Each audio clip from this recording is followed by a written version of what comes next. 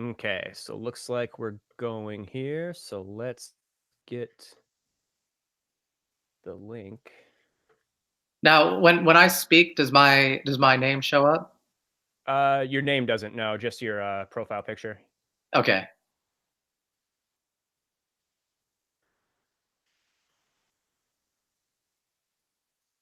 Okay, so if you are watching this video at some point in the future,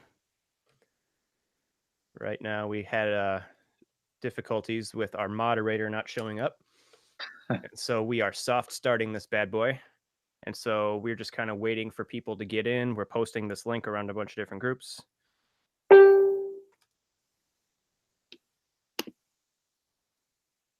Okay. And for people hopping in, there is a chat function. If you all want to talk shit to each other while we are doing our thing, you can do that.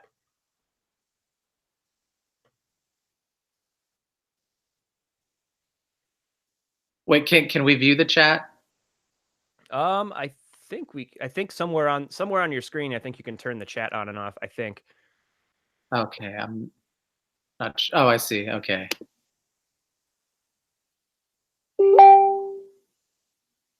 Okay. I just posted that in there for myself. Because I'm going to be copying the link and pasting it around to different places on my phone. Okay. And for those of you who are just joining us, we are getting this ball rolling here. Our moderator hasn't shown yet. We're going to keep trying to get a hold of him. So we're just going to kind of soft start this thing. So right now, we are just taking this watch link and posting it all over the place. Can I go to that link, or will that mess? Oh no, it? you should be able to just go like, because I imagine you have this open on one window and Facebook open on another. Yes. Yeah, so if you go over to the Facebook link, you can copy the link and paste it around as well. So we'll probably give this another couple of minutes here of copying and pasting the link around. And then I guess we will get started and hopefully we hear from our moderator. Yeah. Hopefully he jumps in at some point. Yeah. If not, we'll figure it out. Or if any of you autismos out there want to offer up to moderate, you can do that. Yeah, we just really need the moderator wouldn't have to do much. Just make sure we don't go off on any crazy tangents. Just kind of keep us on track if need be. But I think for the most part we can self moderate. Yeah, yeah. So I just have to paste this link to a few more places. And we will be good.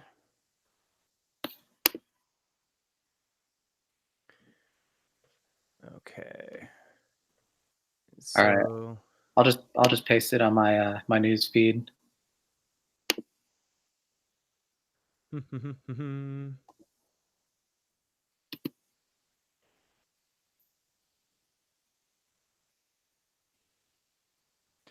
okay. Normally I can see how many people are watching, but I can't see that at the moment. Let me see here. I thought there was. Yeah, I'm not seeing anything.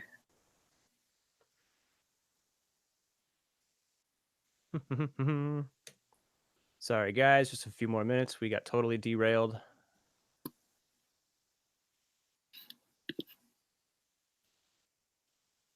By our lack of a moderator. Okay, I'm pretty sure I pasted this anywhere and everywhere. So I guess we'll get started. So yeah, welcome to Barge Bloodsports, episode number 1, hopefully of many. I am Honk Honkler or Liam O'Connor, or I guess whatever you know me as in the group. I have a couple profiles in there. Honkler won't be back until about the 6th. He's in Facebook jail. And so then I've got Mr. Logan here, Logan Logan Lawrence. Lawrence. That's And right. so we're going to be doing individualism versus collectivism, and hopefully it's not too broad of a topic. Let's see. But I guess what we'll do is go take a couple of minutes each, maybe just to just kind of introduce ourselves and where our backgrounds are and stuff like that. So yeah, Logan, go ahead and take it away. Okay, so I will be defending individualism, and basically, um, I guess the closest thing for me would be libertarian. I don't. I mean, libertarian's kind of a broad category. So I would say I'm for laissez-faire capitalism, limited government, that type of thing. Um, and so we're starting with individualism versus collectivism, but I think we're going to narrow it down eventually to uh, probably to capitalism versus white nationalism. I mean, I don't want to speak for you, Honk, but um, yeah. So that's basically going to be my my starting point. I don't know how much of our backgrounds we want to give, but Totally up to you. I mean Yeah. that's about it for now. I'm not a professional philosopher or I don't have any credentials or anything like that. So I'm just a guy with an opinion. For sure. Yeah. And I guess my background would be I started out um, mostly as like an anarchist leftist. I was pretty swept up by the Ron Paul campaign of 2012. I even voted for the guy. Went pretty hardcore libertarian there, but then after that campaign and what happened in '08, I just kind of realized the futility of conservatism and libertarianism in electoral politics. So I got pretty disenfranchised with that, or disillusioned by that, I should say. Went down the Murray Rothbard path, said fuck government altogether, stayed in that autistic little claptrap for probably the better part of a decade, probably 6 years, 7 years. And then, yeah, eventually saw what was happening in Europe, the migrant crisis, then just kind of, then I started looking into the race and IQ stuff. I felt really stupid for not knowing that information earlier because then the world started to make a whole hell of a lot more sense. Fast forward then a couple years, and now I'm pretty much a full blown autistic alt right shitlord. So that pretty much narrows that down. And so, yeah, I mean, I guess starting it out, and so let me see. We were relying on a moderator here. So how about this? Referring back to my negative experience with the Ron Paul campaign in 2012, of um, the futility of conservatism and individualism in the electoral scope. I see it as lacking will to power. It lacks it lacks mojo. Um, Right. it doesn't seem to capture the hearts and minds.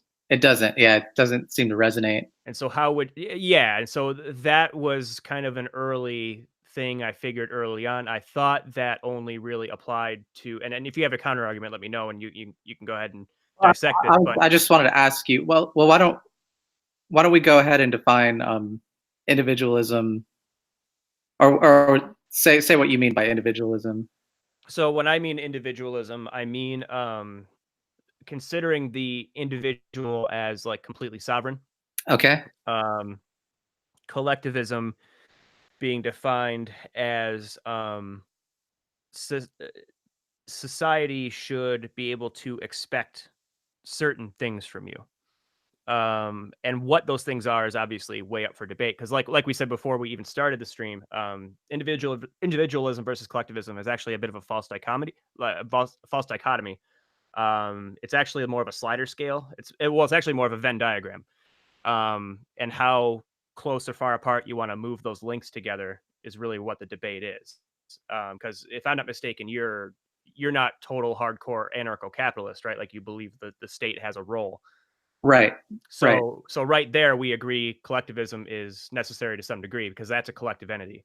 And so I think going from that framework, I think would be the most constructive. Okay, so neither one of us is complete and utter um, individualist or collectivist by those definitions, at least. Right. So I guess how much power should the collective have over the individual? That's a pretty broad question. I guess the best way I could answer that is basically whatever the power to tax, I believe, is a valid one. But again, I don't necessarily agree that all taxation is legitimate. Like I oppose personal income taxes, for example. I think that should be reserved for large businesses. Um, Different things like that. Zoning laws, writing legislation, courts. You know what I mean? So it's really not that radically different from a paradigm we have now in that way. I mean, there's obviously a lot wrong with the paradigm we have now. I think we can both agree on that point. But yeah, Okay, I mean, so I view the state as an expression of of a nation, and so by nation I mean that in the literal sense, a genetic stock, a group of people. okay, so I definitely want to get into that, but first, why should the collective have any power over the individual? Because no one is truly individual. You do have to, in varying degrees, depending on the situation, you do rely on a society to survive. And so you need the society more than the society needs you, if that makes sense. So to participate in a society, certain things should be expected from you. Okay, and certain thing. Okay, I agree to an extent because you need. Okay, so let me just go back to individualism versus collectivism. I see individualism, and I have a definition here somewhere, but it's the basic idea is that the individual owns his own life. You own your own life. I own my own life. Um, and collectivism is that the collective actually owns your life. So, or in this case, it would be society. Society owns your life, not you. And so the rights of the individual are kind of subservient to the good of the collective. I would push back on that a little bit. On that definition. A little bit, because the only people who say that collectivism means society owns you as the individual, the only people that say that are individualists. You know what I mean? Um, that it's not that feels more like you're telling me, and not you, obviously, but like you just generally, like individualists, like your camp. It feels like you're telling us what we're thinking and not actually accurately representing. Does that make sense? Okay, so that's exactly why I wanted to go back through the definition, Right. so we can get on the same page.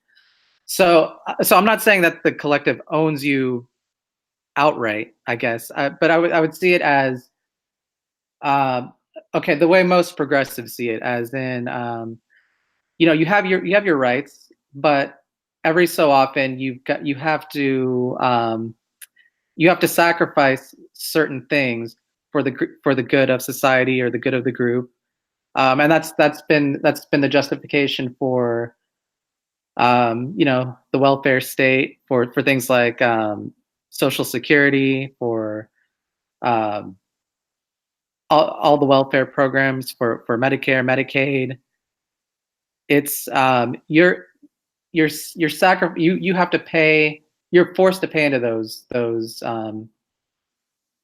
programs, whether you agree with them or not, Yeah, for the and good of society, or and for for the the good of the elderly, or whatever the group is. and I would say, for the record, as a former libertarian, I 150% understand that you should be careful when advocating for government force on things. That is, just getting this out of the way early. That is not lost on me.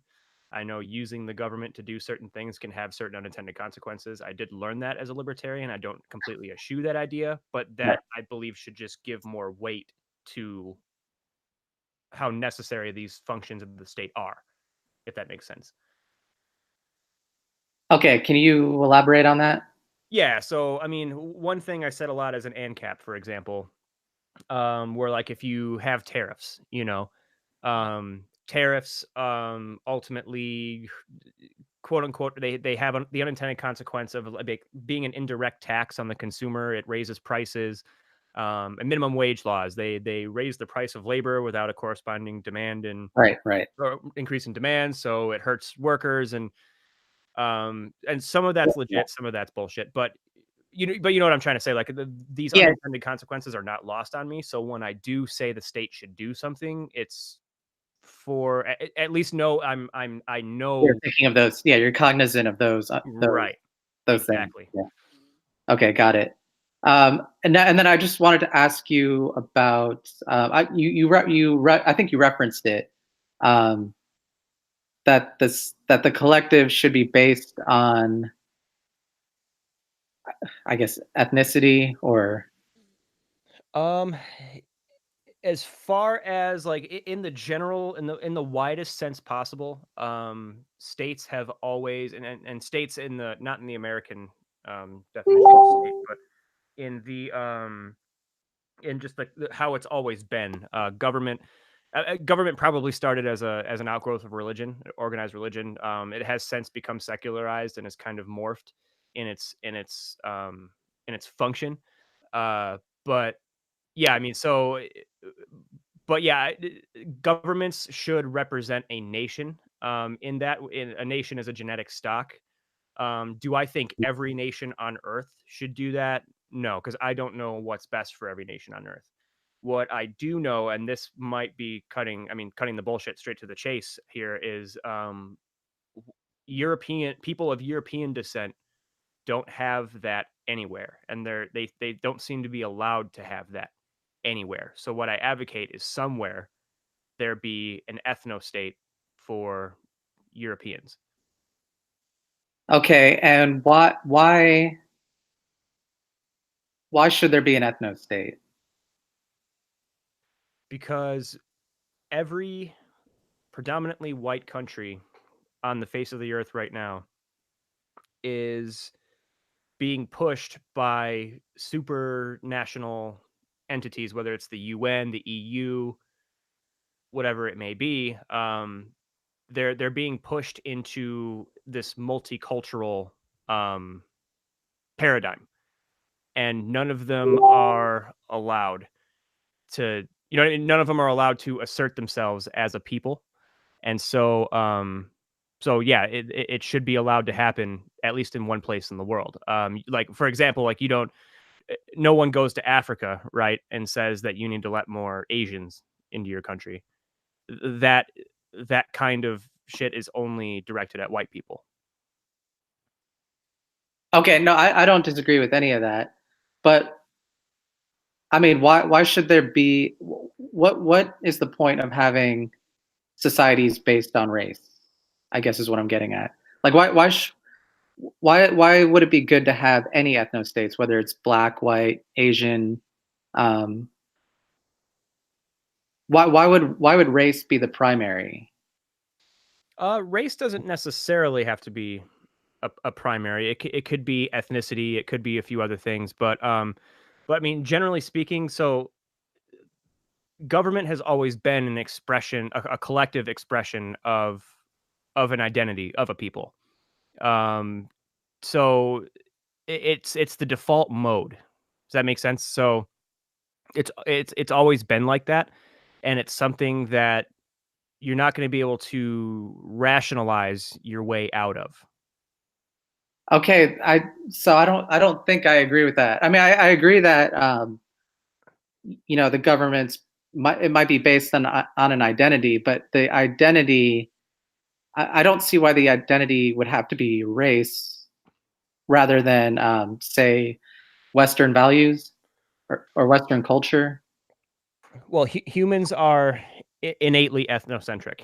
It's built into us, right? So like I said, with government, the source of government in general being a natural human expression of a group, um, humans always tend to groups. So and it's usually based on racial and ethnic identities. Like, humans are naturally nepotistic. They tend to. Hey, what's up? Hey, John. Hey, we got a Hey, moderator back. Yes. back. It's Or I'm like half an hour early. No, you're not. We started 20 minutes ago. oh, Yeah, you know what? He's probably 5:20. yeah, he's probably on a Central Time. I tried to make sure it said Eastern Standard Time everywhere, but anyway, we're glad to have you, buddy. Um, so yeah, I guess let's go ahead, and now that we've got you here, and we probably have more people watching now than when we did that soft start. So, Logan, what do you think about just kind of resetting a little bit, or do you want to continue going on this thought? Oh no, we can reset. Okay. It's up to you. I don't want to make it look like I'm trying to like get out of answering a question. You know what I mean? No, But no, we'll Although you definitely probably are. fuck you. no, we'll get back to that. Yeah, we'll get back to it. All right. Well, sorry about the miscommunication. Oh, it's all good. It's all good. Shit happens. Anyway, And actually, just real quick, I one quick thing. I'm getting complaint that I'm very quiet, and so what I'm going to do is, as a moderator, while you are doing your thing there, I'm going to plug in a different microphone. fantastic. Wait, where are All you right, so getting? I don't have any idea what I missed out on. The only thing I would like to say, and I was messaging you guys the last couple minutes, and nobody was responding, and now I see why. Um, Having done this before in various formats over the phone, it is crucial to not talk over each other, not to interrupt, just because it comes across as jarbled mess. Nobody understands anything that's being said if you talk over somebody. So I won't interrupt anybody unless they're like reeling off course, and I don't really see that as an issue. So you guys seem pretty decent for the most part. Yeah, I mean, yeah, definitely just keep us on point. And I think we've been allowing each other to talk, so it's been that part's been going pretty well. Yeah. All right. Well, you guys, I don't know how you want to do it, but we Well, can just go ahead and just dive right back in. yeah, I think we can. I think it might be good if each of us kind of now that we have a moderator, maybe like frame the debate again. I give my position, he gives his position, and we kind of Yeah, and we can totally just start over, kind of jump right back. You guys will pick up where you left off. I don't have any idea, obviously, because I wasn't here. So, but yeah, what we'll do is I'll just kind of ask each of you a question just to kind of get you started on. Go ahead, Liam. Oh, sorry. I was testing the mic. I just plugged in. Anyway, continue. All right. So what I'll do is I'll just ask each of you a question just to kind of lay out exactly what your point of view is on it. Try to keep it brief. I mean, don't keep it so brief that we don't understand what the fuck you're talking about, but get to the point. So I'll just ask each of you. We're going collectivism against individualism, I believe, right? yes, And Honk is collectivism, Yes. and Logan is individualism, right? yes. All right, excellent. Check. So, check. are you ready over there, Honk? Are you good? How is my audio coming through? It sounds good to me, but Loud and clear.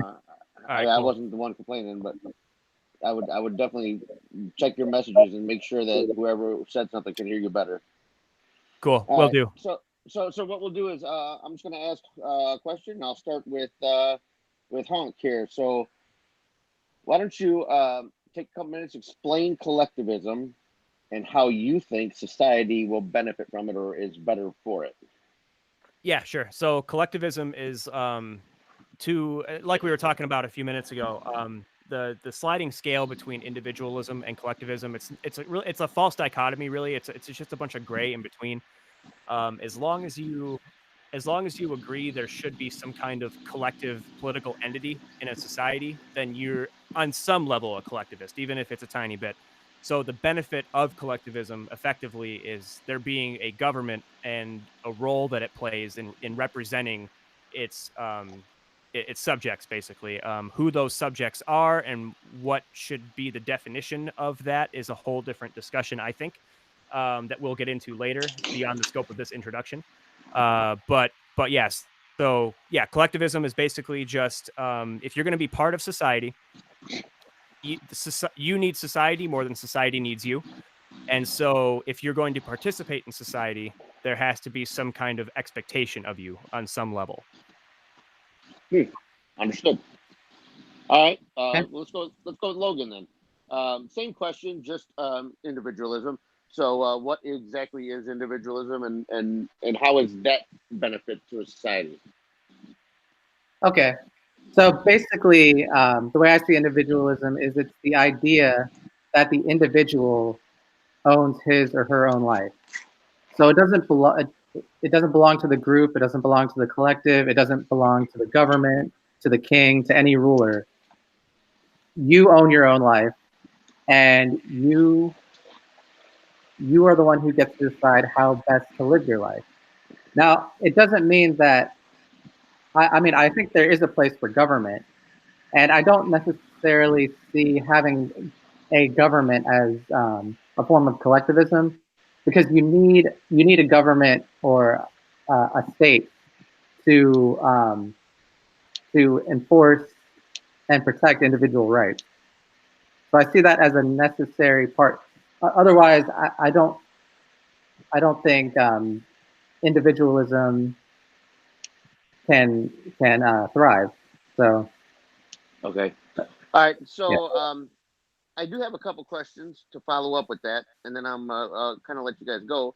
Um, Honk, I wanted to ask you. You talk about collectivism very much like statism, and Correct. yeah. So, as I guess the best way to describe me would be a minarchist. But even with the most minimal of state, you're still a statist. So, what level of collectivism do you think is acceptable? And just kind of keep it brief. We can dive into that later. But just kind of curious, where are you Yeah. at on the level of statism or Well, collectivism? sure.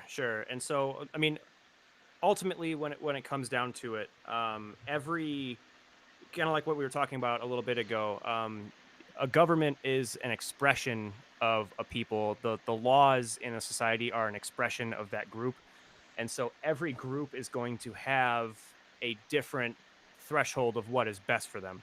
African governments are different than South American governments. They're different from Chinese or Asian governments. Ad infinitum. So I don't have a way of answering that spans across universally. But what I can say is what I would like to see is a government that enforces a very strong border, that enforces protection for its workers, whether that be through mandatory sick leave or mandatory sick hours, I should say, some kind of minimum wage, that kind of thing. I'm pretty pro private sector union as far as that goes too. And a state should foster, and the government should foster that to some degree. Right. Okay. And Logan, you kind of talked a little bit about um, giving into statism or collectivism to some extent because you admitted that some government is necessary. And you and I are on the same page on that. Um, but so I'm kind of curious. I need to understand exactly where, and again, you're arguing for individualism, and not necessarily Right. that it's your belief, but you're arguing for individualism. So where are you drawing the line on statism and how much government? Well, okay. So just to clarify, I don't actually view government as a form of collectivism to me. So I just don't see it that way. But where I would draw the line is the only purpose of government is to protect individual rights. So to protect people from murder, theft, protect property rights, that kind of thing, fraud also, and enforce contracts, arbitrate disputes, that kind of thing. But it's I guess kind of like Milton Friedman said, the government is the referee. So they're not Yes. they're not ruling over us. They're just making sure we're all playing by the rules. Understood. Okay. All right. So this is the part where I'm going to kind of turn things over, and I'm going to ask one more question and kind of let you guys go. I'm going to bow out a little bit and just listen in and keep you guys. I'm going to be the referee, so to speak. As Kyle, I'm sorry, as Logan Honk. Who just said that? Logan just said that. All right. So I'm going to be the referee. I'm just going to listen and let you guys roll.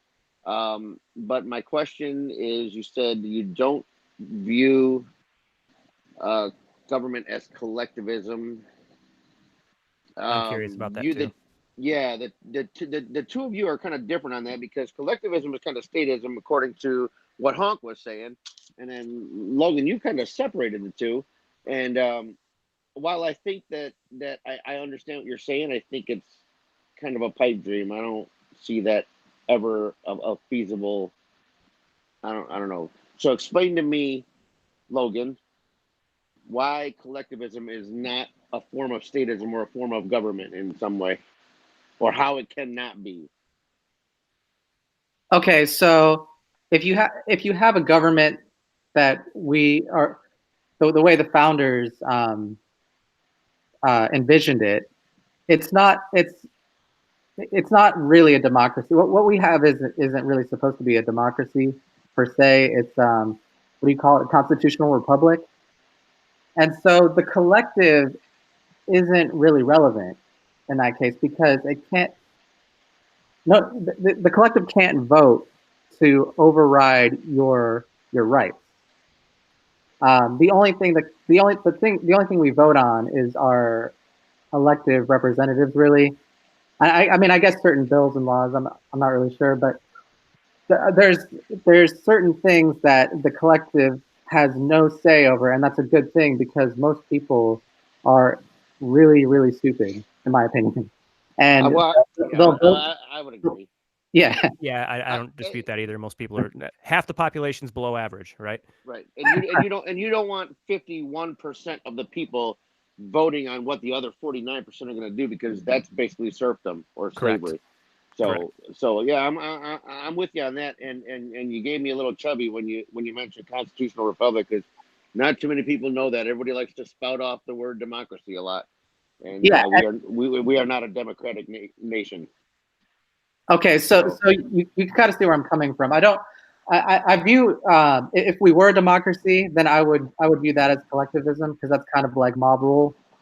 That's like the majority gets to dictate what goes, and the minority really has no say. But Right. what we have are, we actually have a set of rules, and you can't the group cannot. I mean, the way it's supposed to work is the group can't override that. Sometimes it does, but in general, it's not supposed to. So. And so in this representative system that we have, the people who are elected represent who? Oh yeah, they represent their collective. Yes, they do. So the state is collective. Yes, I mean the state as it currently exists. Yes. And I'm not a fan of democracy either, so just getting that out of the way. Okay. I know I said I wasn't going to interrupt, so this is the last time. But what I'm catching from Logan is that he likes the way this experiment of America was intended, but not necessarily the way it's going. Yes, exactly. Okay, so you're on board with a representative republic, where we elect a representative, tell him what we want, our voices heard, whether it be at the local level, the state level, or the federal level, and they should carry that out. Well, let's just say I don't have a problem with that aspect of it. I you know I I think we can. I think we can all agree that it is not working out that way. Hail no. to the gnaw. so, so that I'm not. When I'm asking you if you're in favor of it, you're not in favor of what's going on now. I don't think any of us are, but you're in favor of a constitutional republic the way it was laid out in the Constitution. Yes. Okay. Well, All right. okay. Oh, I should say just a quick caveat on that because I'm not for the white nationalist part of that. Yeah, I was actually going to say that there's a part in the founding of America that we aren't exactly talking about. um, But we so can talk about that. we can first. I just want to. Well, actually, two things. Moderator, are we calling you by your name or just calling you moderator? You can call me John. I don't All care. right, all right, Haney, John. Haney. So Most I people have call a me Haney. I don't. so I have a request from Larry in the group here. He wanted Oh me to call. Jesus! I don't want to hear shit from Larry. He wanted me to call you a faggot. So there you are. Okay. You're a faggot. And then on the other end, so Logan, you use the magic word. You use the magic R word. Rights. So let's do it. Where do rights come from? Give me your and before you go, I just wanted to just kind of clarify this here. So as the doubter, I kind of have a rhetorical advantage. The burden of proof is not on the doubter. So what I would want you to do if you think it's productive, I will not interrupt you. But if you want to start from the individual and go outwards as to what the source of rights are, then you can do that if you want. Okay. So this is kind of getting into philosophy a little bit. I don't necessarily want to go too deep, but I mean, the rights are just a concept. Basically, it's a moral concept. It just gives us, and I'm referring to individual rights as they were defined by John Locke, I believe, and it just gives us some restrictions and limitations. Maybe it's a way to think of it. Some guidelines on how on how humans can interact with other humans, right? So the the source you could say is it stems from our nature as humans. So you're a moral objectivist, correct? Yes, or a moral realist, I should say. Same thing. But So where exactly do rights come from? okay. So think of it this way. So let me just get into morality really quickly, Sure. right? Because you are what we call a moral relativist. Maybe. Which, well, it's a confusing term because, but anyway, it just means that you don't believe that there's an objective morality, right? Correct. It just it depends on the society or depends on the people. Some people have some people think I don't know, child sacrifice is wrong. Some think it's right. Who really Right. knows? It's all a matter of opinion. That's exactly where, it from that perspective, objective moral truth claims just kind of sounds like religion for smart people. Right, and that's why, and I no, I totally agree, and that's how I used to think, but moral, what you have to just the whole reason we care about morality is because we need a system of interacting with people that seems fair and that leads to like a universal set of standards so that we can interact with each other without screwing each other over, without killing each other. And so if you think of morality in those terms, if we just start with that, then there are objectively right and wrong answers, right? I mean, if if the point is so that we can coexist and get along and flourish, well then you don't want to have things like theft and fraud and murder. Those things would not lead to human flourishing, right? Are you with me? I'm with you. I'm with you as well. My only pushback on that is going to be that not all groups of people, not all societies have they don't put material wealth above all else. I'm actually one of those people as well. But I mean, you can take, for example, like kind of like what you mentioned, like there's like cannibals in Africa. I think you mentioned that a minute ago. There's like Yep. cannibals in Africa. Obviously, eating other people is going to materially subtract from your society. You're literally eating your human capital, and yet they still do it, right? Right. So And I don't know if the promotion of wealth is necessarily the standard we should, you know. okay, let me just clarify. Can I Okay, interject for a second?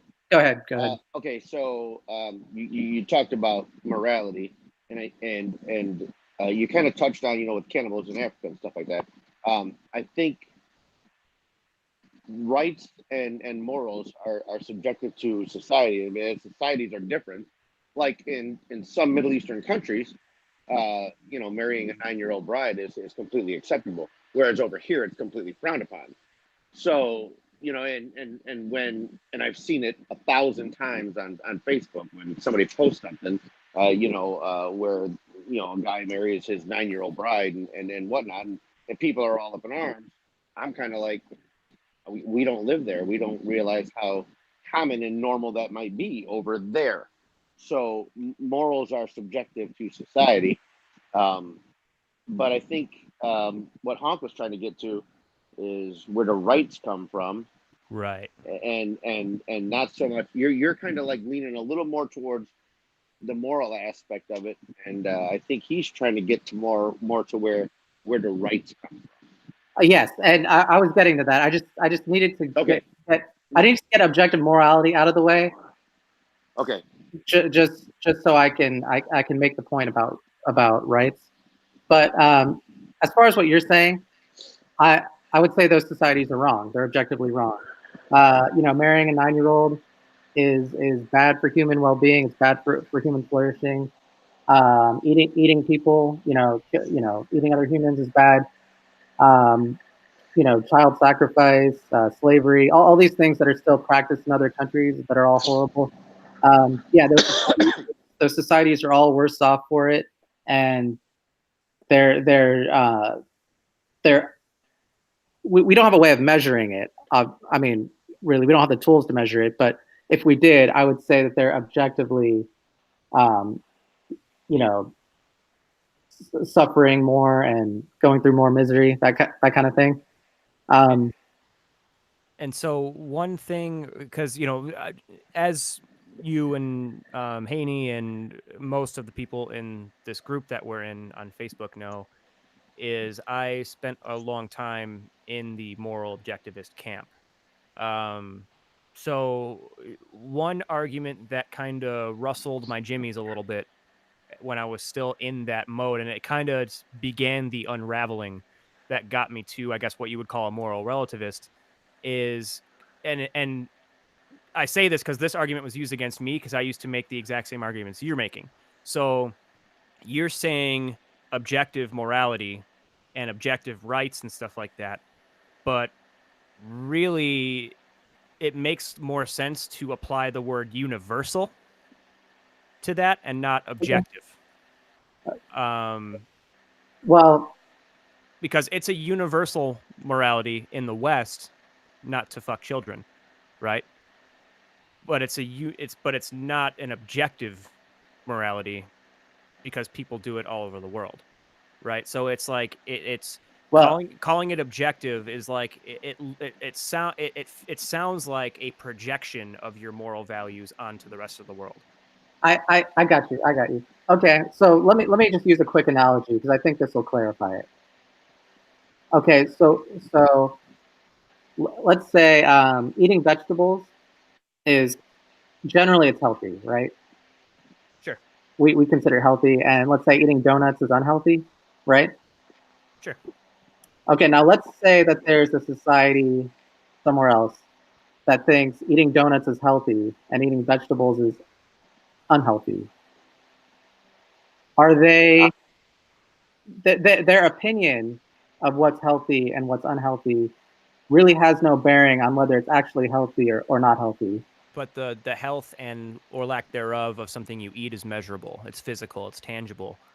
But I would say flourishing is too. We just don't necessarily have the tools for measuring it per se. But I mean, it's kind of obvious. Like if you look at Islamic societies where the women are forced to wear the full burqas and have like very little rights and have battery acid thrown in their faces for trying to learn how to read. Those are definitely not flourishing societies. I mean, we can't quantify it because we don't have the tools to measure it, but you can obviously see it.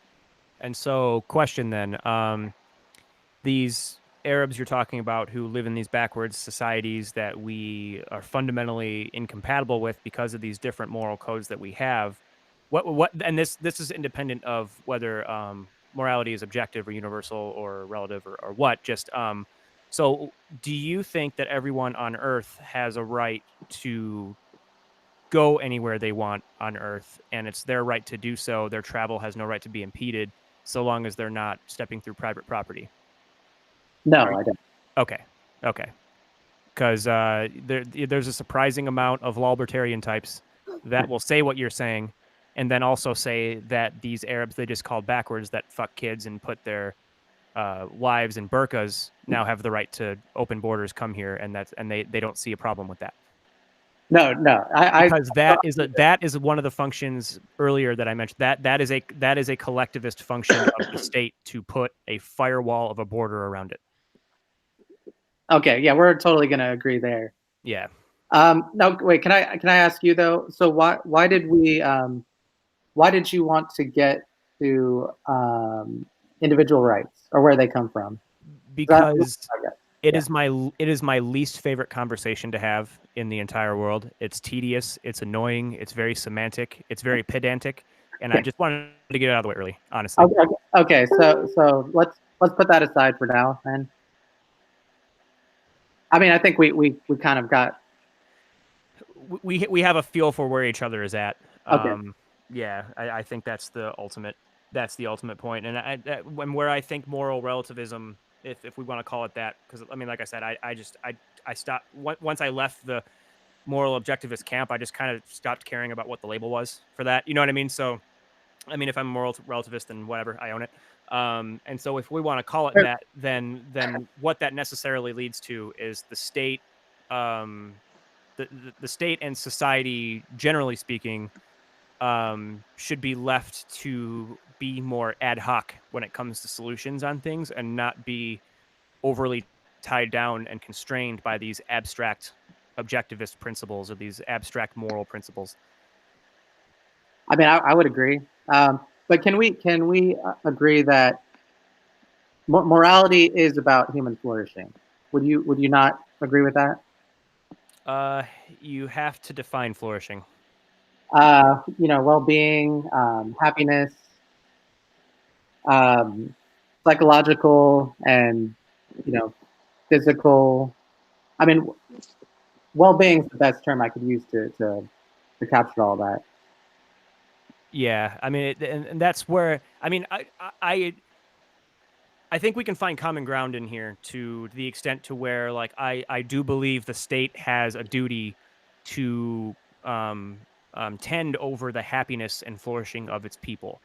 I think where we maybe diverge is whether or not that happiness and flourishing is something that's flourishing is objective or not. And Okay, so so, let's put that aside. yeah.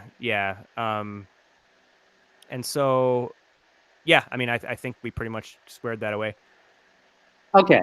So we're gonna agree then that whether it's objective or subjective, the whole purpose of a moral system is to lead to greater well-being, right?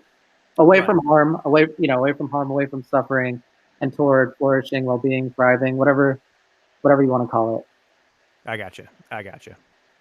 Okay. All right, Haney, what's next? I'm just listening. I'm letting you guys go. I think Really, you guys are. You guys are on a roll. You guys are asking each other questions. Everything's rolling smooth. I don't really see any reason for interjection right now. Yeah, I mean, I think where we're at is we both don't want to get hyper autistic into the objective versus subjective rights, but now we don't really have a good segue Well, I into something else. I do, but okay. Yeah, go for it. But John, feel free to jump in if you do have a question. I will. Oh, the only thing I have to say is you talked about a society that preferred donuts over vegetables, and I'd like to know where that is. Other than that, you guys run free. I think that's the United States. Yeah, pretty much. Yeah, I'm here. So I wanted to I wanted to get back into white nationalism and white identitarianism. Sure. Right?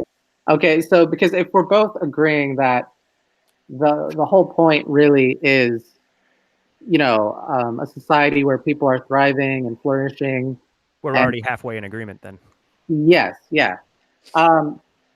Again, because I don't see that it has to be. I don't see an ethno state as necessary or even conducive to that. Because what you really want, and this is from my perspective, is you want people who are rational, who have the same values as you, and hopefully, provided that you have good values. But yeah, people with, I guess how Martin Luther King said it, the content of their character rather than the color of their skin or whatever. Like I would see that as, because you could have a society of white people that you totally don't agree with you. They could be communists or, Well, the Bolshevik Revolution, just throwing this out there, the Bolshevik Revolution wasn't a white person thing. Let's call them. You can't say it anymore on YouTube, but they're bi-coastal elites. Let's call them an international clique, if you will. They wear funny hats, funny little hats. Okay, I think we know who you're referring to. Yeah. So anyway, but are the hats white? Sometimes. So anyway, they got little stars on them. They're pretty neat. Yeah. So I mean, here's I guess where my point is to go back to answer your question of why does it have to be an ethno state, right? So, and I'm going to use an argument you made, not as a gotcha, but to tie it back, and so it has impact, right? Okay. So you referred to Arab societies just a couple of minutes ago as backwards, and I don't know if you used the word backwards, but you shed a negative connotation. Primitive, backwards. Yeah. So the reason it has to be an ethno state is so those people don't come over and become a majority and turn it into that, right? Dearborn, Michigan. I know it's like people call it like a boomer conspiracy theory, and it is kind of cringe when boomers bring it up, but that doesn't mean it's not true, and that doesn't mean that there aren't areas in Dearborn, Michigan where cops just won't go. There are areas in London cops just won't go because it's over 50% Arab now. Paris is no longer Paris. So you have to draw some kind of line on who gets in. So the line I suggest we draw is the line that's been all over the world for the past 10,000 years up until the last maybe 60 years, and that's by race or ethnicity. Okay, but you are acknowledging that doesn't have to be the line. I mean, you could keep you could keep those people out without having an ethno state. Correct?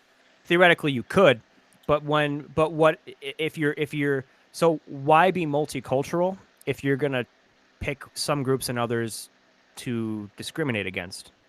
Doesn't sound very multicultural. Exactly. Excluding certain cultures. Yeah, it seems like a little bit of just want to throw that out there as Captain Obvious. So if you're gonna advocate for a multicultural society, why keep out the Arabs, right? Because you would say the same thing about Africans, right? I mean, they don't put their women in burqas necessarily, but it's definitely like, to borrow a leftist word, I mean, you can pick 90% of the societies in Africa and you can call that a rape culture. Yeah. So you don't want that here either. So that takes it out. Well, I would agree, but it's well, first of all, with the Muslims, it's not based on race or ethnicity. It's Islam. Islam. Well, Islam and Judaism both have a common thread where it's a religion based upon the supremacy of a people. Right, but a religion's just a set of ideas, and that religion just happens to be a set of really, really bad ideas. And so people that are committed to those ideas, you don't want to let in because generally they're Islamists or jihadists, and we don't let in terrorists. But that doesn't mean like I don't see the point. I mean, what about Arab atheists? I mean, I, I think they would be fine. Um, the thing you want to keep out are bad ideas and bad ideologies. That's the way I see it. Like I wouldn't want to. So Like anybody who's religious. well, Aha, good one. I mean, I'm not.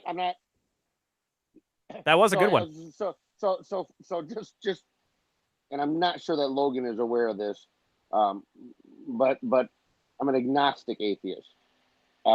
Okay. That is the correct version of atheism. Right. So I'm open to the idea, but I'm not seeing anything, and I don't believe there is one until you show me.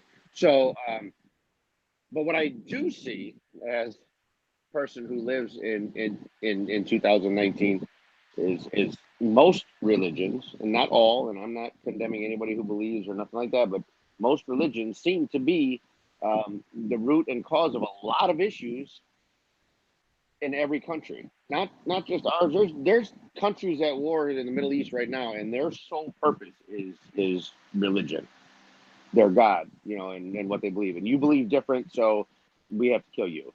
Right. So I mean, so when you're saying we want to keep out bad ideas and stuff like that, just you have any religious beliefs? Yes, you get the fuck out.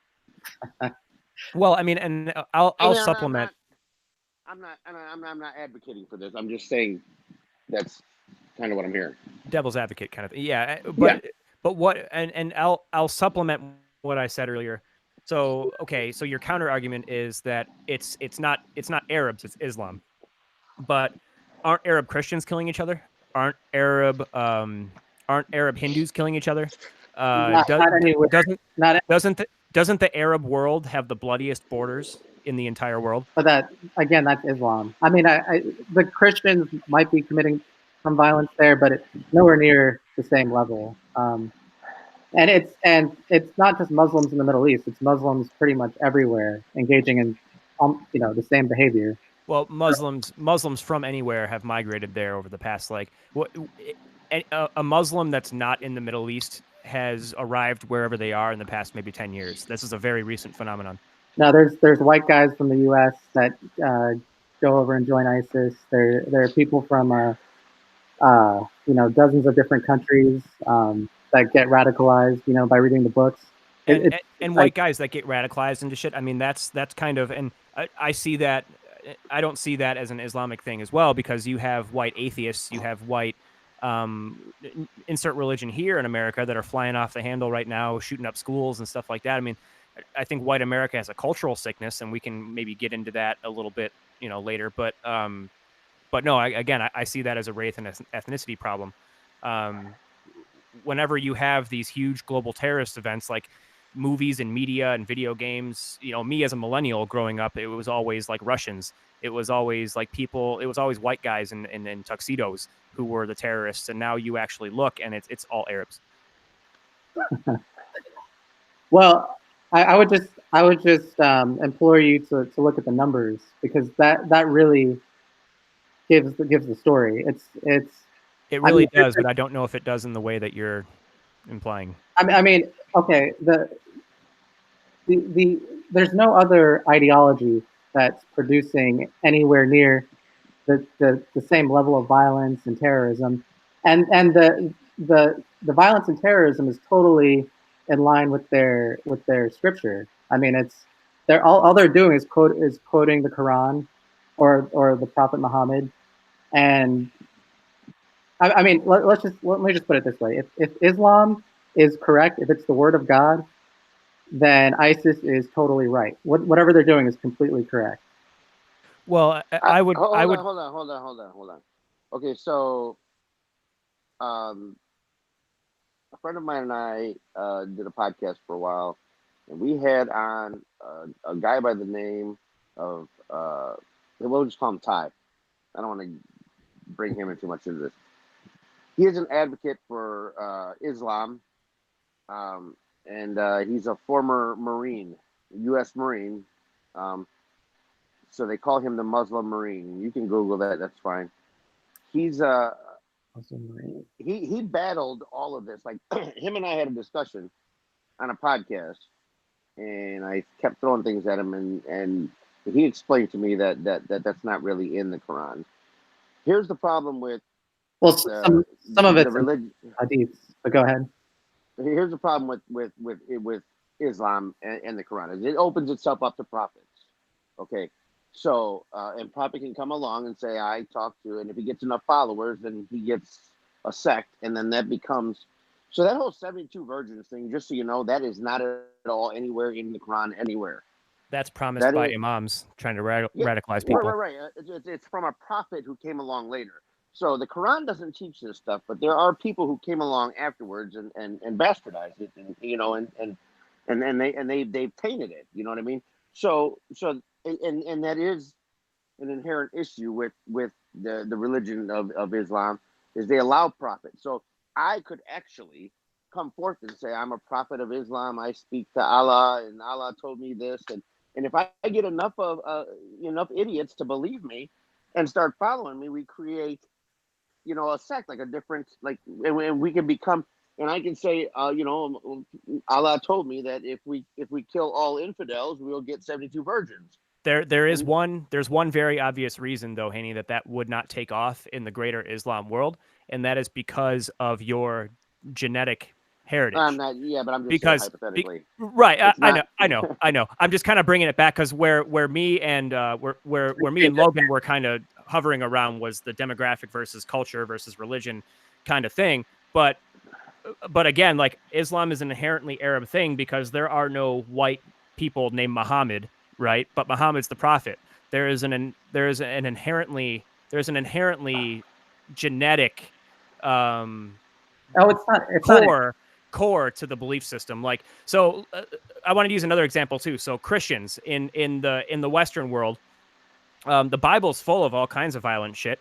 That's probably on par with the Quran, but you don't see white European Christians going off and blowing shit up and having the bloodiest borders the world has ever seen. You don't see any of that, right? So again, saying it's just the ideology or just the religion and has nothing to do with the demographics that we're talking about, the actual ethnicities and races, it just doesn't compute, right? Okay. So, but so Islam is created so long ago and in the Middle East that of course most Muslims are Middle Eastern, right? Or of Middle Eastern descent.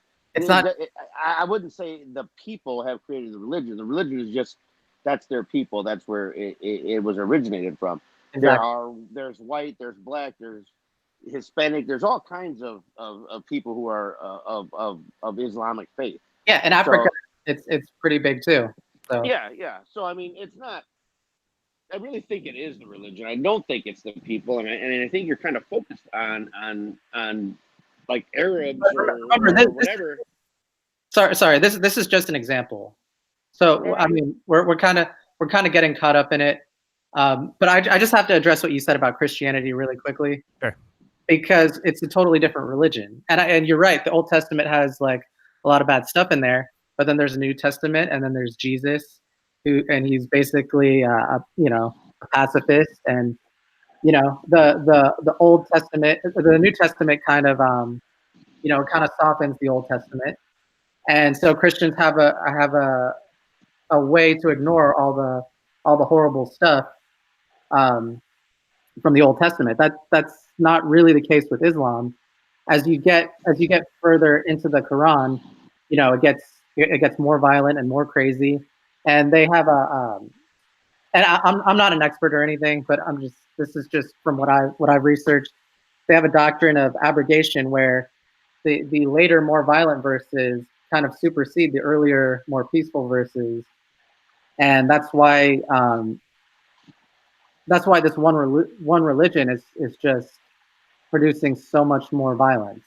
I mean, I wouldn't say I also wouldn't say that that's the only thing. There's other factors too, but Well, there are a lot of factors. I mean, like harkening back to what I said a minute ago too. I mean, because Islam is unique as well in the fact that it's not just a religion; it's a political ideology, it's a social prescription, it's an all encompassing worldview, right? right. And as that was mentioned a minute ago, it's not a Islam was rooted in the Middle East. It's rooted from the Arab world, and talking earlier about how groups tend to express themselves in certain ways. Islam is an expression. You have some Arab Christians and Arab whatever, and you have some non-Arab Muslims, but ultimately, Islam is an expression of collective Arab identity because it came from that. It's because it's not just a religion. It's also a political ideology. It's also like everything else. It's a way of being, right?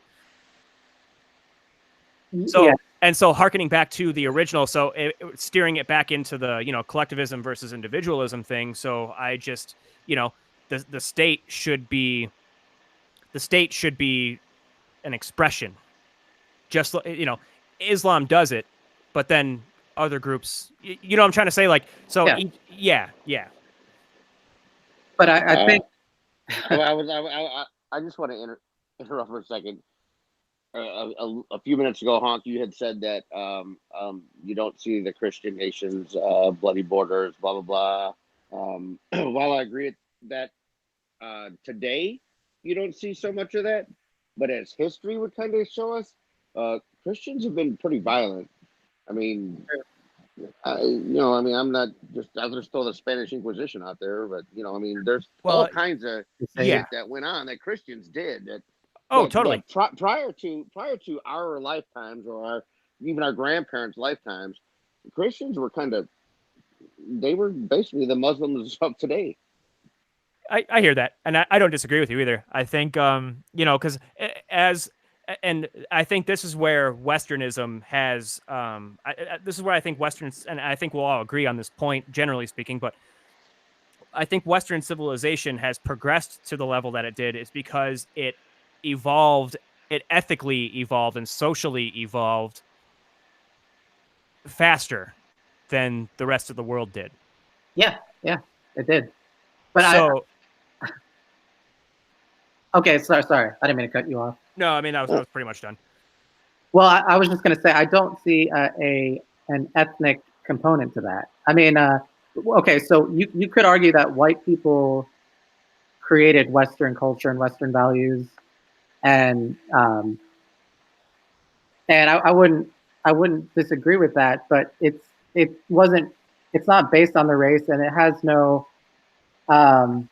You don't have to be white to embrace Western culture and Western values, and all the things that make our society great.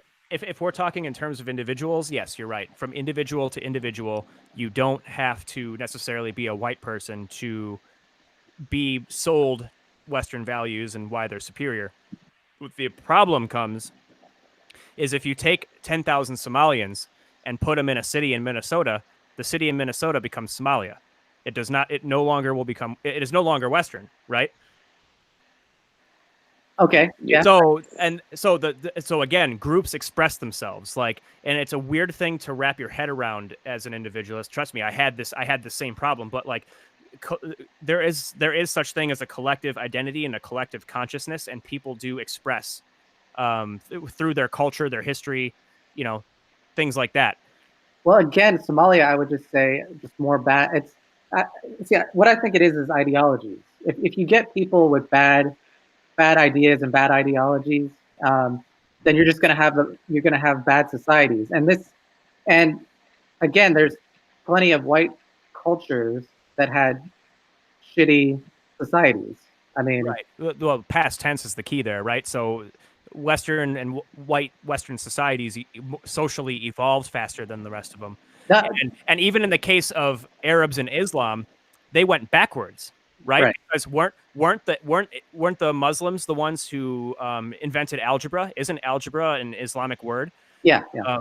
I So don't know that they necessarily went backwards or they just stopped moving. It's stagnated.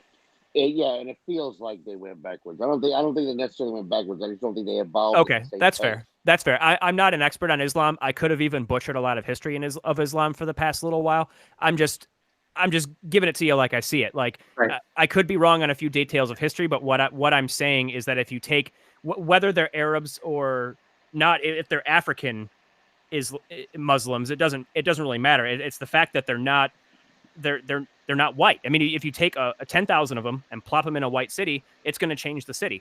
Versus if you take 10,000 Germans, and Germans are way more socialist than we are, right? If you take 10,000 Germans who come from a different culture, who have a different ideology, as you said, plop them in a city in Minnesota, it's still a Western society in 10 years. But, you know what I mean? So Germans are not socialists. Relative to us, they are. I mean, they're very, they and I would say no, but relative to where we're at, I mean, they have their way. They are, economically speaking, they're far more to the left than we are. Okay, I mean, they are more progressive, but it's not. They're not Marxists. You know what I mean? They're not socialist in that sense, but I mean socialist as in like the way socialism is commonly talked about in the West is you have a market economy with public options in it, and public safety nets in it. Right. And so when I say I'm for a nationalistic socialism, that's what I mean. I'm not meaning Marxism. I'm meaning markets are superior. Yes, capitalists have won that argument, but you got to rein it in. But wouldn't you agree, though? Wouldn't you agree that an ideal society for you would be people that, putting the racial stuff aside, that just have the same values and the same culture as you, right? So you would want people who I don't know, people who are smart, people who are hardworking, people who value like whatever you value, I guess, living together peacefully and coexisting. Wouldn't that be? Because, like I said, you could have a society of white people that are all just crazy leftists, and that would it would be an ethno state, but it would suck. So what I'm hearing then is, so basically what you're saying right now is the same thing that leftists were saying in 1965 when the 1965 Immigration Act was passed. Are you familiar with that act in the U.S.? I am familiar with it, but I'm not saying exactly. So that's the argument that was being made then, and now 65 years later, we're a multicultural global homo hellhole, right? So like. This is what leads from that. A what? It's right. Globo. I heard you. Globo homo. Globo homo gayplex. God damn. But no, so but that's what it is, right? And so this is where that path has already led us to. Okay, wait. Because there's a big difference. There's one important difference, or a couple at least. There's other bad ideas that led to where we are now. I mean, multiculturalism, I'm against it. I think that's a bad ideology. Diversity is a strength, another bad ideology. Okay, so we agree there. Importing poor people from all over the world, bad idea. These are just more bad ideas.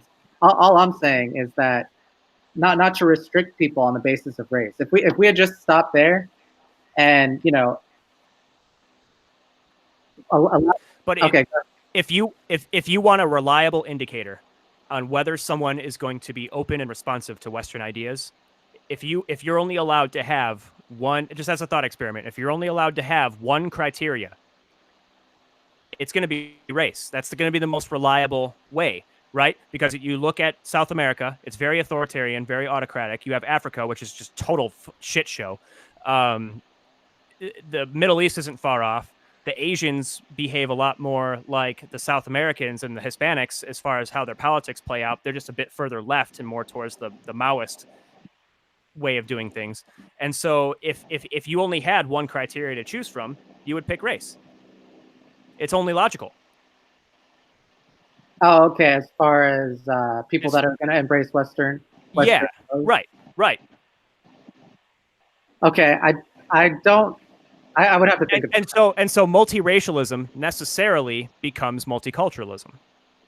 Well, okay. My issue with multiculturalism is the idea that all cultures are worthy of respect and equally beautiful and all that. That's what I think is bad, because I think it undermines Western culture. Well, rainbows are pretty because all the colors are separate, right? Yeah, exactly. And that's what I see happening. Just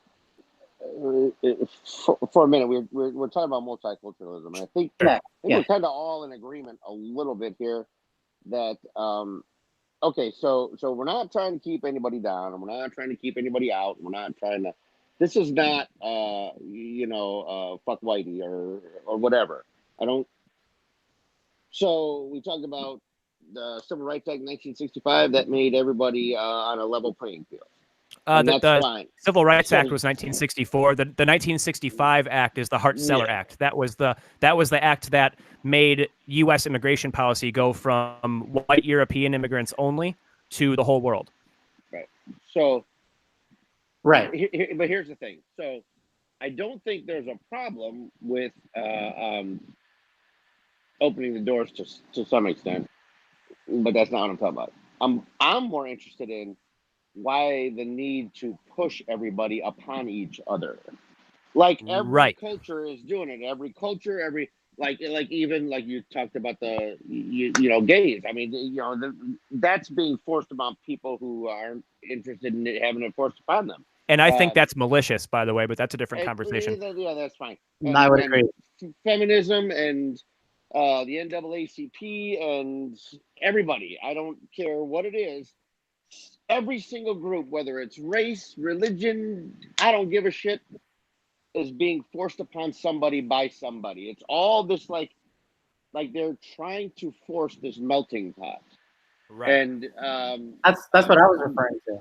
And we didn't vote for this. And that's kind of what I wanted to expand on. Is Logan had kind of had touched on this. I as far as that part of multiculturalism, that doesn't work. We can exist in a society together. Absolutely, positively, 100%. The gays, the Muslims, the blacks, the whites, the whatever you want to name. I don't care what, with the exception of Jews, of course. But everybody else, you can put us all in an area and everybody is fine. But if you put us all in a room, we're all going to segregate to our little cliques. Right. People do that. Go to a public school lunchroom. Absolutely, positively natural and normal. So let them separate. Let them. I mean, do their own. I'm not saying separate water fountains and separate areas on the bus and shit. I don't want to regress back to bullshit. No, I think. But in general, let everybody just be where they want to be. Leave them the fuck alone and stop trying to push each other on each other. And you don't. You don't. And that's where a big problem is, and that's I think where this kind of comes down to that nitty gritty, right? Because, I think America is best being restored back to that 85%, 90% plus white demographic measurement that we had, because again, it's less conflict. And so do I think America should be 100% white society? No, that's stupid. That's never been achieved ever. And quite frankly, if I'm being honest, America is a white and black dichotomy of a country. Like, whites and blacks here have a very complicated history, and we should figure it out. I don't think blacks should go back to Africa. That's cruel. That's dumb. So we have a shared experience here. Especially since most of them did not ever come from there. That too. Right.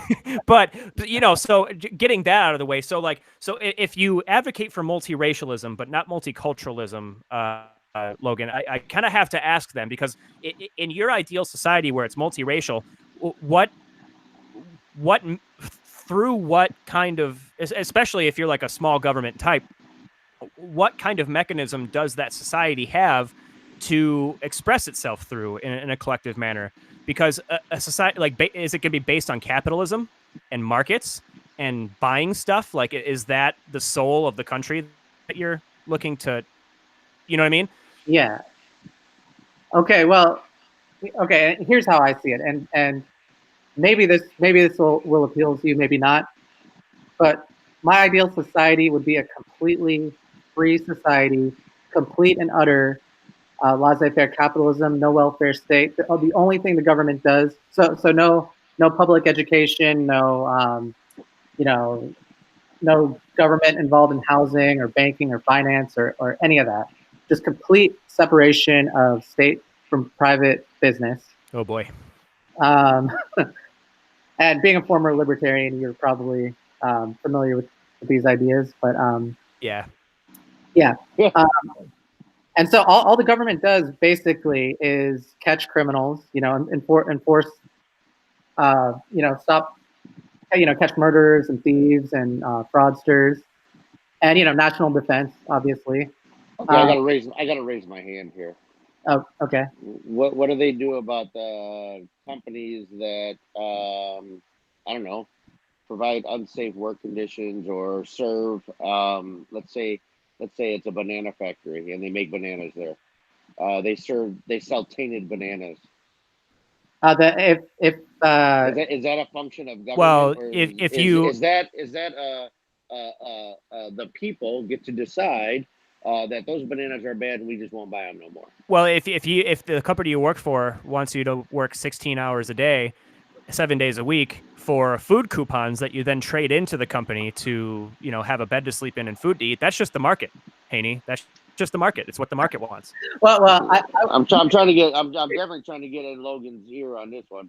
Well, okay. I mean, these are. Like I said, so the factory that makes bananas, the banana factory, is selling tainted bananas. Whose job is it to stop the tainted bananas? Whoever's selling them. I mean, okay. Here's the thing. You don't need separate business regulations above the laws that apply to all individuals, right? So if you have a law that says you can't poison people, let's say, and whoever poisons someone else goes to jail, then that's all the incentive you need not to sell tainted bananas or whatever. And also the fact that it's probably bad for business to poison your customers. But there's market incentives, there's private sector solutions to that, Well, and there's still the law that comes in when you actually do cause harm. So. Well, I mean, the idea, like, once a business is past a certain size and scope and influence, the whole idea of, hurting consumers or offending consumers or doing things consumers don't like makes you subjected to a boycott, and it's bad for business. I kind of think, like, after a certain point, that's bullshit, right? So, for example, this recent Gillette ad, right? Or the two recent Gillette ads. One of them attacked straight white people. The other one is this. Yeah, I stopped buying Gillette. And that is not going to hurt them at all whatsoever. They don't miss your business. Chick-fil-A was all the rage when the CEO of the company donated to some religious organization that was against gay marriage. Right. So big capital is not this amorphous, apolitical, unideological blob. Big capital has an agenda, right? Because they know after they get to a certain size, no matter what they say, they can impose a cultural will onto a society, and it's going to stick. That's what we're seeing right now. This is why I called it Globo Homo Gayplex earlier, because they're pushing the gay and tranny shit on us. No matter how unpopular it is, no matter how many people boycott, they're still going to do it, and it's slowly sticking on. We've got kids twerking in strip clubs now. Okay, can we come back to this? I just want to just finish laying out my ideal society, and then sure, because I feel like my question wasn't exactly being answered. I'll give you a little more time, but then I'll re-ask it if I have to. Okay. So anyway, yeah, laissez-faire capitalism with all that, and also complete and utter freedom of association. So that means you can integrate or segregate as you please. We'll definitely have secure borders. So, we Muslims and Africans can't just pour in by the million. That's going to be regulated and controlled by the government. But yeah, and that way, if you want a white ethno state or a white area, you are free to get together with your people and buy a plot of land and kind of create that for yourselves. But you understand in that case that the mini white ethno state in that area is going to be going back to this phrase I'm using, it's going to express itself differently than the rest of society. It's going to start wanting different laws and different, the collective will of that little mini white ethno state is going to want to express itself, Okay. and so it's going to create tension. And Okay. so, well, I mean, that's fine. I mean, people are going to have to deal with tension. Not everyone. And so I'll go back and re-ask it because I don't feel like it's being danced around. It didn't actually get answered. So what in this multi I shouldn't say multicultural. I'm sorry. I'm used to saying multicultural. I mean multiracial. So if I ever say multicultural to describe you, I mean multiracial. I apologize in advance. But so in this multiracial society, capitalist free market society that you advocate for, right? What is the soul of what is everyone supposed to be rallying around? Consumerism and markets, individual rights, and buying stuff like it, because we have a society right now that's multiracial and just clamors around buying stuff, and you know what I'm trying to say. And then you've got mass shootings, you've got this cultural sickness among young white men, and it's terrible. It benefits everyone coming here, but the people who live here are left behind by that. They don't have representation anymore, and so it's making people nuts. And so I feel like even though it's not as laissez-faire as you would like, on the social level and the cultural level, we already have what you want, and it's not working out. All right, so Honk, just one simple question, because you said it wasn't being answered. Ask your question, and then Logan can answer it. What can a multiracial society in a laissez-faire capitalist economic paradigm actually rally around to unite them so that they get along and function as a cohesive unit?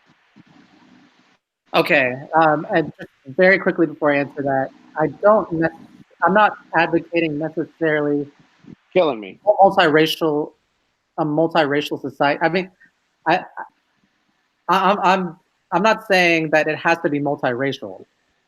I'm not saying multiracialism is a good thing necessarily. I'm saying that it should be irrelevant almost. So just to get that out of the way. But what they're supposed to be rallying around, I would say, is individual rights and freedom. I mean, if you embrace those things, then all right, I gotta interject here. Most of the social issues just go away, I feel. But I have to interject here. Okay. I think the answer Honk is looking for from you, Logan, is all right, let's just address it's hard to elephant. articulate. Can we address the elephant in the room? Logan, I feel like, I mean, not Logan, I'm sorry, Honk, I feel like you're trying to get us to white nationalism and discuss it a little bit. I feel like that seems to be, and not that it's right or wrong, but I feel like that's where you're kind of pointing at continuously is race. So can we just discuss that? If that's, I thought we already kind of were in a sort of, but not. Like, I feel like we're really just dancing around the topic. Let's just fucking discuss it. Sure. So, so the as far as like the synthesis in the economic and social ideology that I have, it gets a bad rap because of what happened in Europe in the 30s. But you can the only other, Elizabeth Warren calls it what does she call it? Patriotic socialism. Which is kind of, you could tell a focus group came up with that name because it's really national socialism, right? Nationalist social, attitudes uniting around a common theme in the society with a more socialist bent to the actual economics of it all. So what these countries in Europe had to rally around was their shared history, their shared culture, their shared heritage.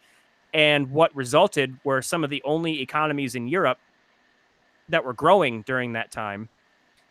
So those societies had maximum flourishing.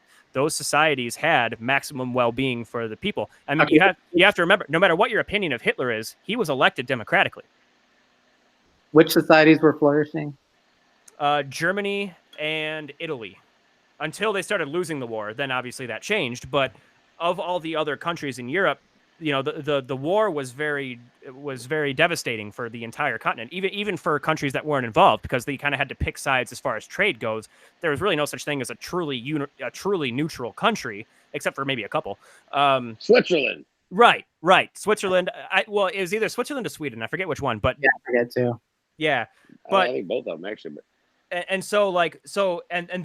But then again, that racial homogeneity is how societies have always been built. And so this is how nations have always come up and become powerful and have thrived and survived, with however they want to run their societies. And so this kind of multicultural free market capitalism thing is very recent, but ever since it became a thing in the United States in the 60s, we've just gone straight down the shitter.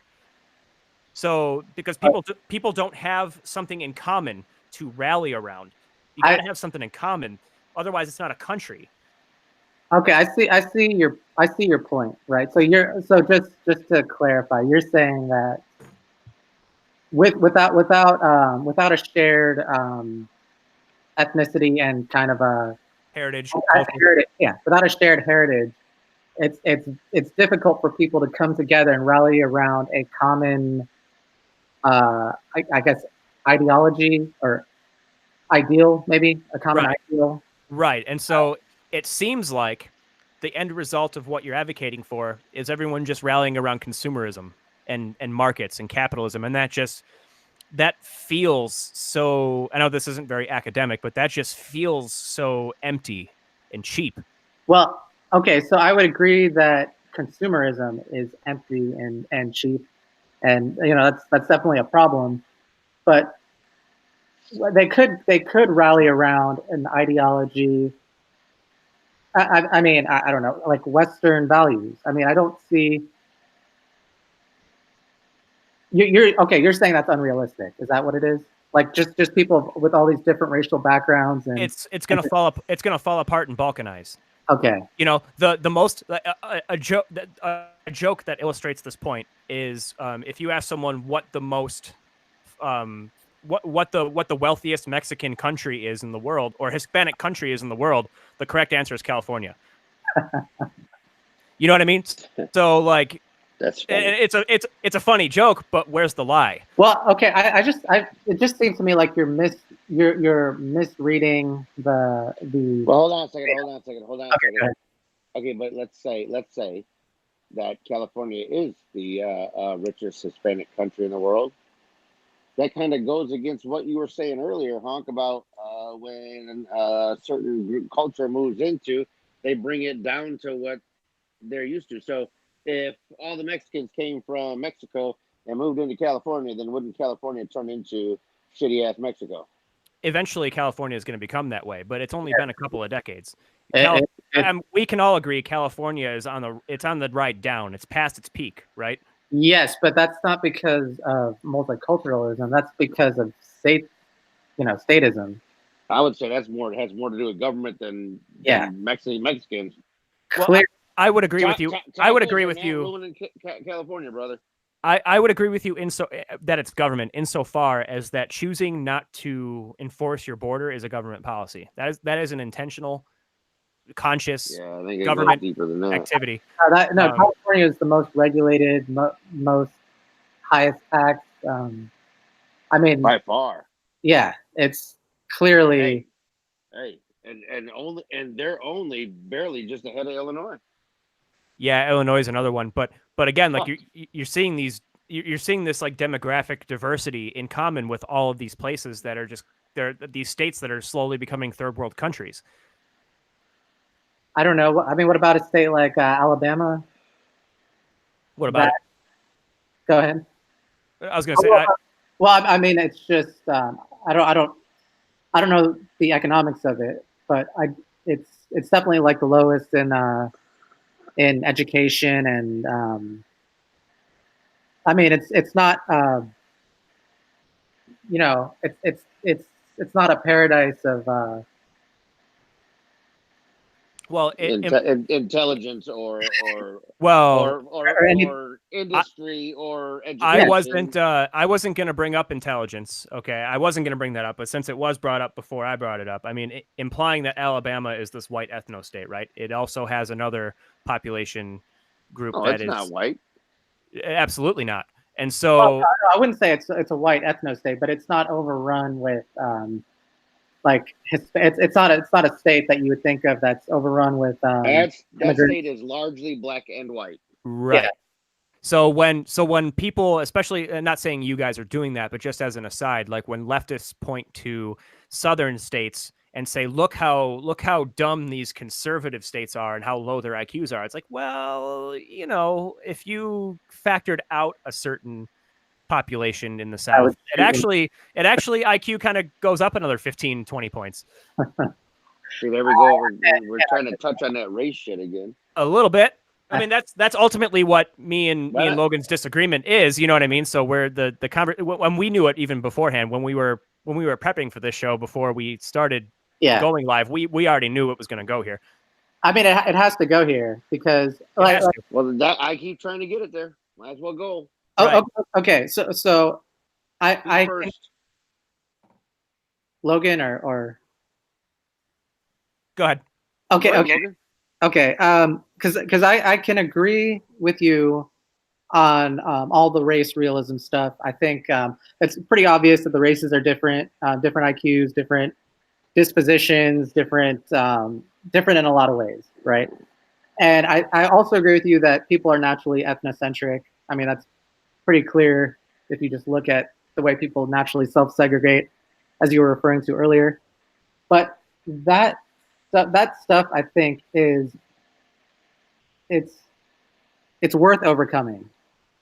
I feel like it's worth overcoming because So then my follow-up question to you then is why does the United States have to be this petri dish? Why do you have to, what you're advocating, why does that have to be imposed on me or anyone else? Because no one's voting for any of this. This is all happening extra legally. This is all happening extra constitutionally, extra electorally, right? These are decisions that come not from people. The white Americans in 1965 would not have voted to hand their country over to and open their borders to third world migration. To think they would is just kind of silly. okay, and this is why I'm against democracy. I think in this case the unwashed masses are going to be wrong. You know. Well, the state still has to represent the interests of the people, even if the people don't directly vote on it. And so in 1965, America wouldn't have voted for that. America didn't want that. I don't think it should be up to a vote. I mean, I think, like I said, the only thing the government should be worried about are people's rights being violated. If not, you know, have at it. You know, like.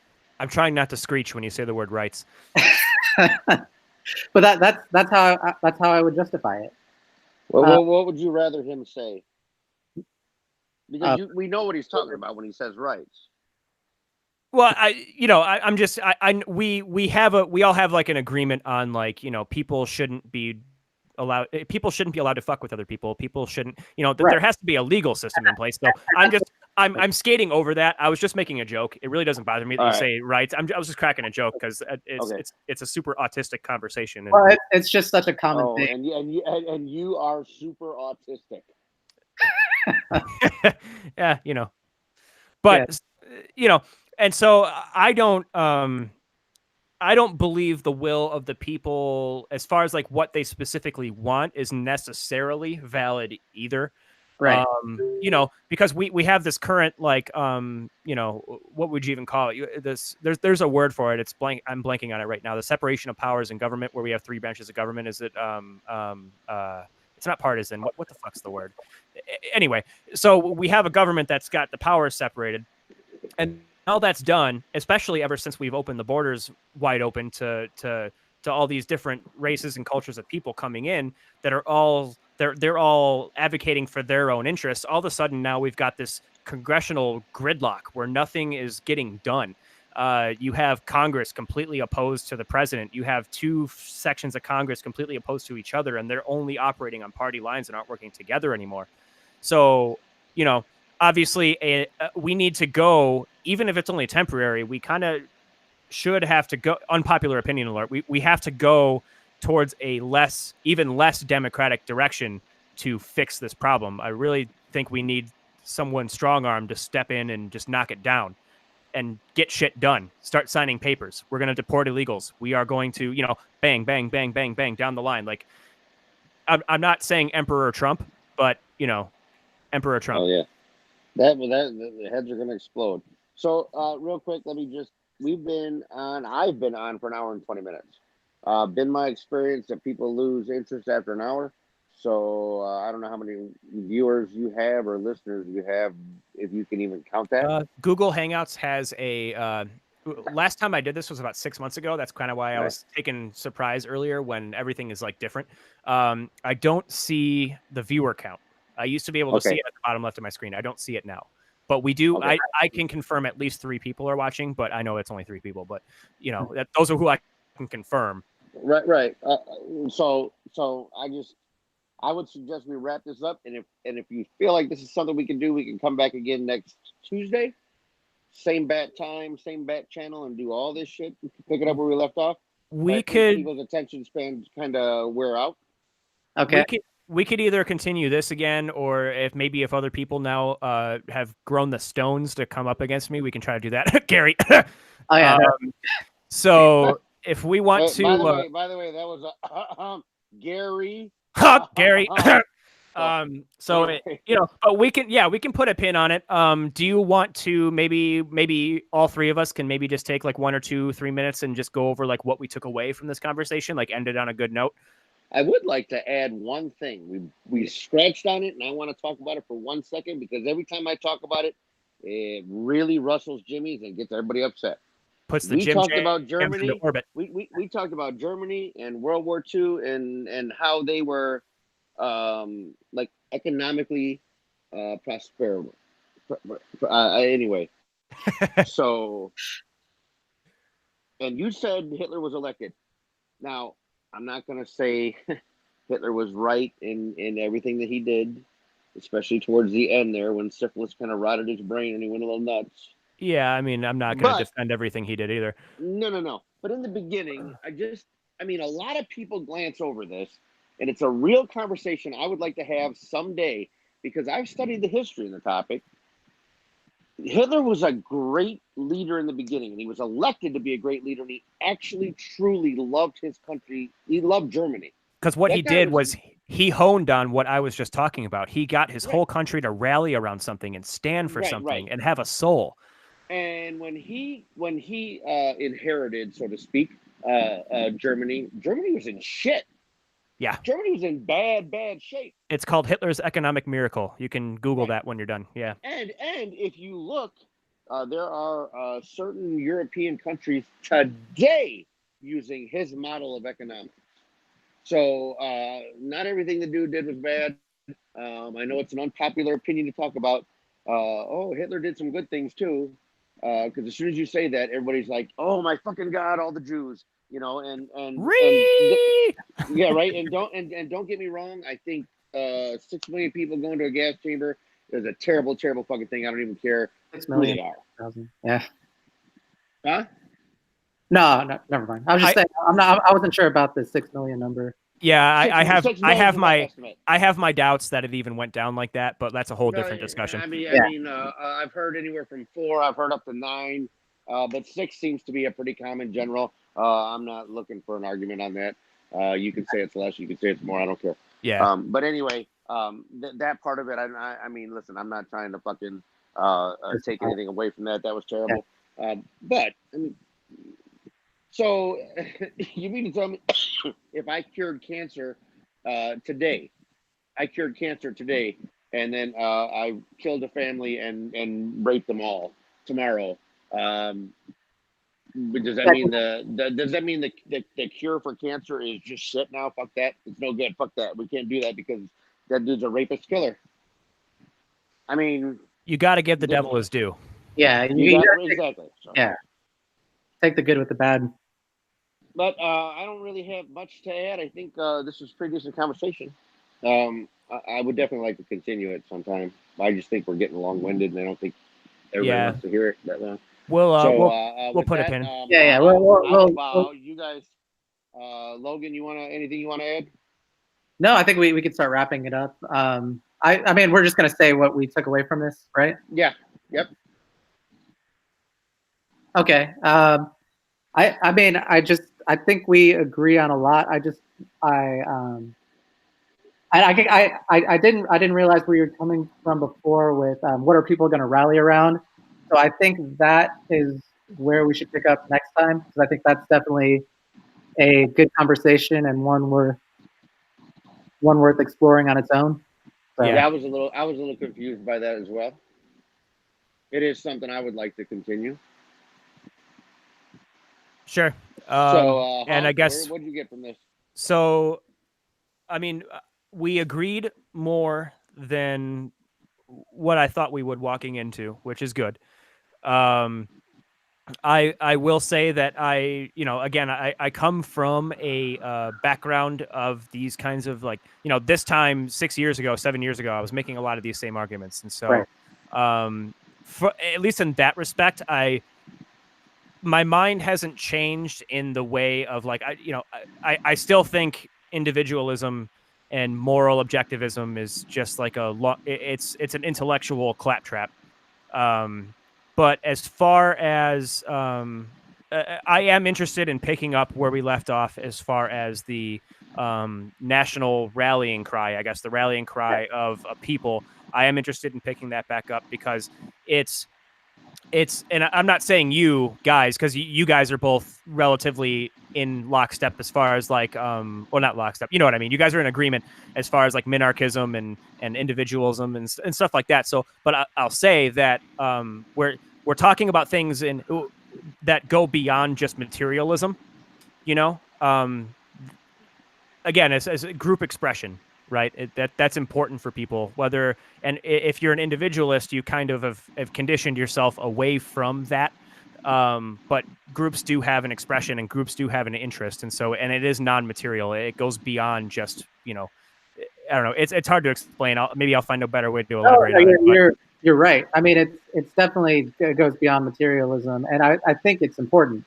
I actually think there has to be an ideology of some kind that people have to rally around and agree with. And right now, it's like it's progressivism and I don't know, egalitarianism and diversity as a strength seems to be the rallying cry, unfortunately. And so I think we're rallying around a lot of bad ideas right now, and I think you're right. We have to get the right ideas to rally around. So that's for next time. Sure thing. Excellent. Well, I had a good time. I actually hope some people listened, and I look forward to the next time. It was a lot of fun, actually. Yeah, me too. And that this video is going to be the same link that we've been sharing around to the group. That link will still take them to this stream. This stream is going to be posted on YouTube. So, so yeah, I will upload the video once it's done processing to the Barge Bloodsports channel. Because this is on my channel right now. And so, yeah, we'll get it uploaded there. And then I'm hoping to just do it from the Barge Bloodsports channel to begin with in the future. Okay. Excellent. All right. Peace out. I'll see you guys in Messenger. Cool. Later. Thanks, guys.